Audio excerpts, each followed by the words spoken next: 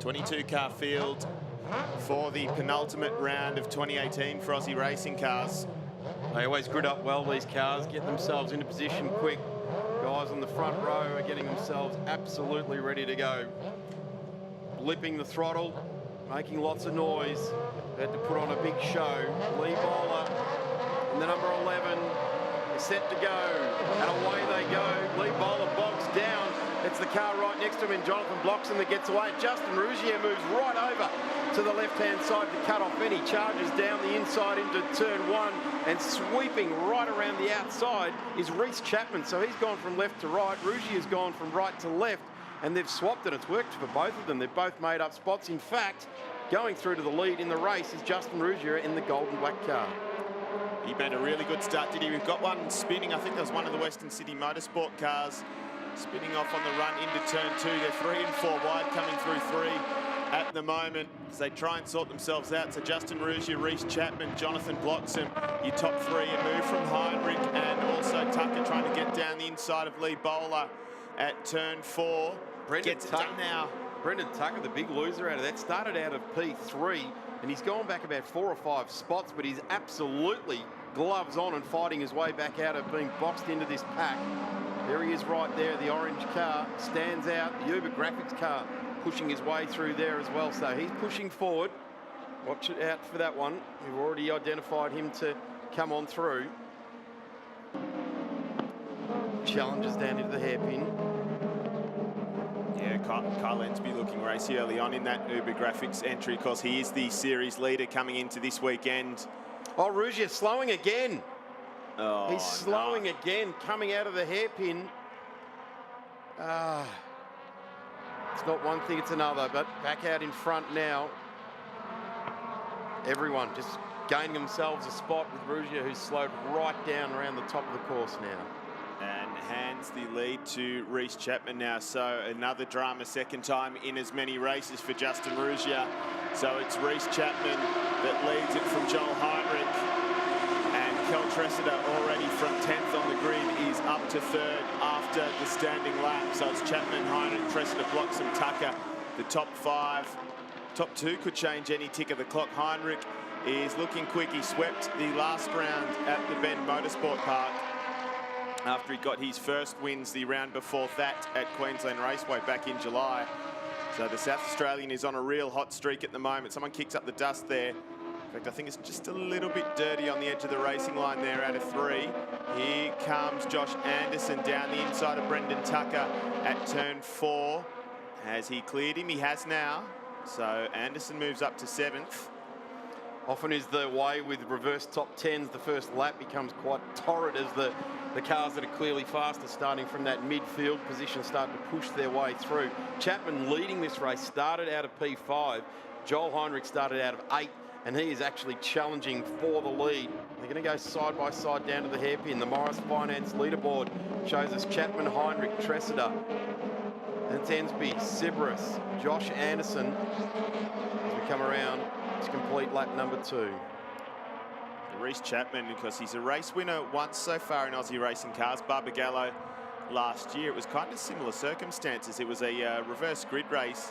It came to him a bit, but then he had to work really hard to hold on and hold them out, and that's what he's trying to do at the moment. But Heinrich is within striking distance as they come back onto Brabham Straight.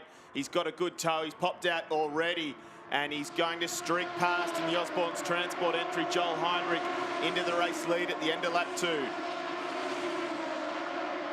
The Toyota Camry body vehicle with the Camaro chasing him down, getting up on the ripple strips on the inside there.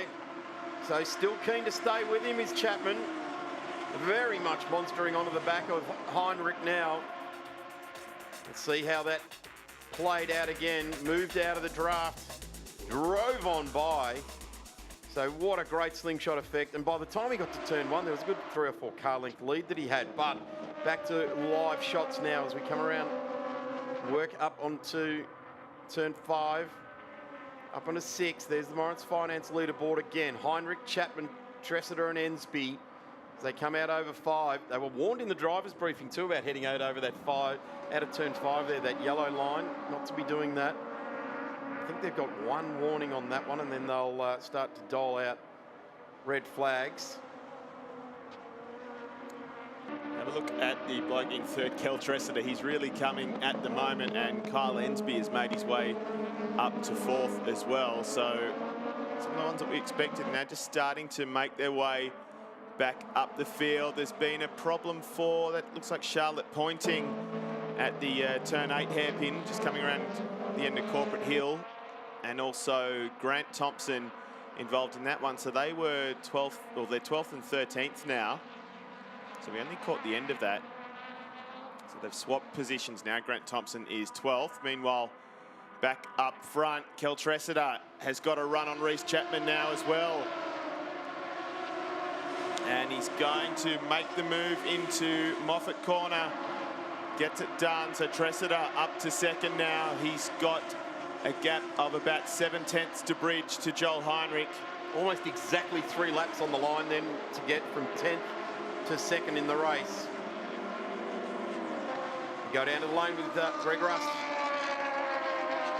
This year I've been talking with some of the officials from the Aussie Racing Cars organisation, and they say that he had a misfire in yesterday's race. So while we can't confirm what the issue was at the start of this one, I just wonder if that problem has reared its head once again.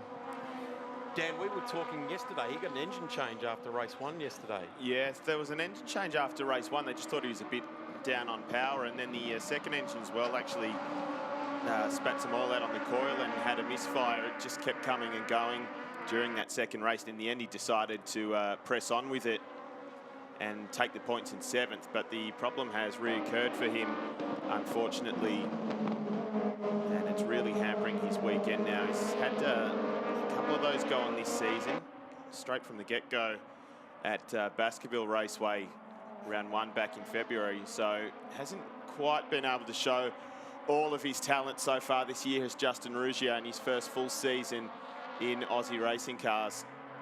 And around goes Troy Jones. Looks like that was turn 6 he's coming out of there, I think.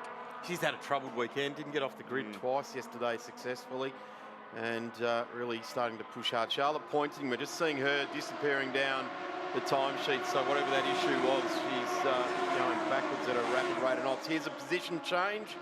Yes, it is. No, it's not. That's a massive amount of car control there by Chapman. Absolute driving it off the back there. He should be in South Australia running in the ARC with that kind of back-it-in style. And have a look at the number 21. That's Kyle Ensby, championship leader. He's seen how sideways the guy in front's getting just to hold him off. So he knows that if he just bides his time at some point, with that kind of wild driving through turn 1 at Sydney Motorsport Park, you really only get away with that once. Definitely he threw it in there well sideways. Reece Chapman from Foster, a couple of 100 k's north of where we are at the moment. And this is Justin Ruggier we see trying to come back now. Ensby does make the move now on Chapman at turn 6. So he had to wait about half a lap. He got it done in the end. Tressida is really pressuring Heinrich now. And I reckon if they start to hold each other up, then it could be a 3-way battle for the lead pretty soon. In fact, Tressida tries to go the long way, turn 8. Not going to happen there. Guard rubbing on car 16. That'll just clear itself now as they stretch their legs down that short chute through 9 and then around to the top end of the circuit. Interesting the guard's rubbing at that point, because that's a really unloaded part of the car through there. The wrong side, isn't it? So it's almost on droop that it's rubbing. It's the move for Ensby, fairly textbook move at turn 6. And he goes up to 3rd. And the importance of this race as well is that the points accumulated from the 3 races so far will set the grid for race 4 later in the morning. So it looks like at the moment Tressida would be good to stick that one on P1 alongside Heinrich, but he'll try and press home the advantage because it still counts for the round win as well. He has a bit of a look at turn 2. Heinrich couldn't quite get it turned in. Tressida's going to drive it up the inside and he's going to clear him.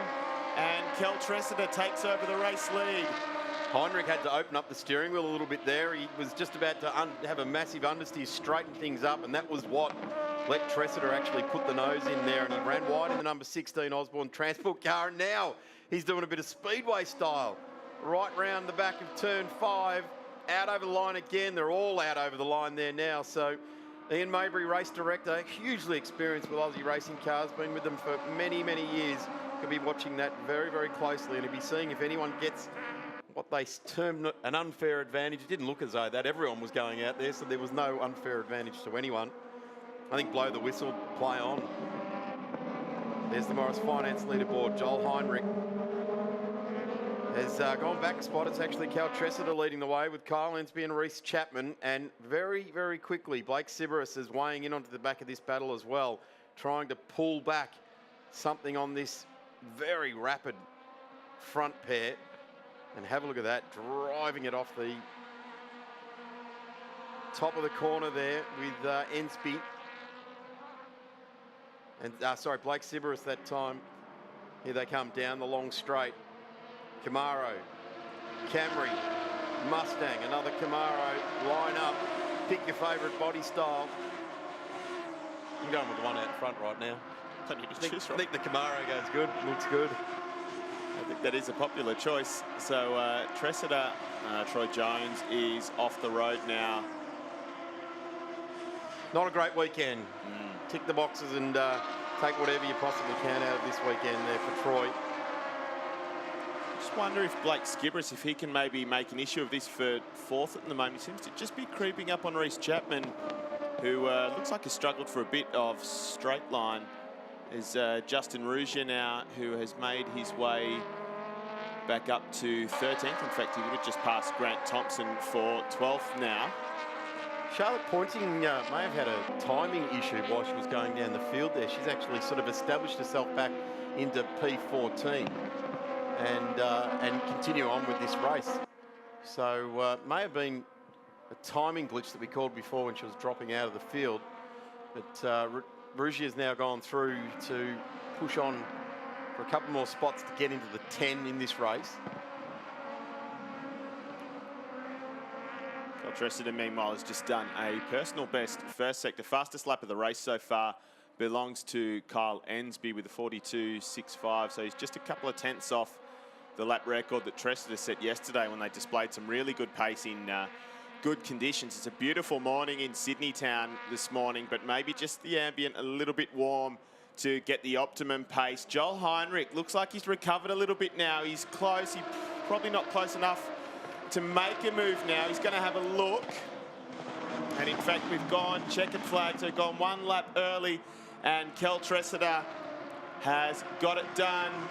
So he is 3 from 3 for the weekend now in that KKP Motorsport car. Joel Heinrich in second, Kyle Ensby, the series leader, home in third. A really clinical drive from Cal Tressida yet again. See the rest of them come across the line now.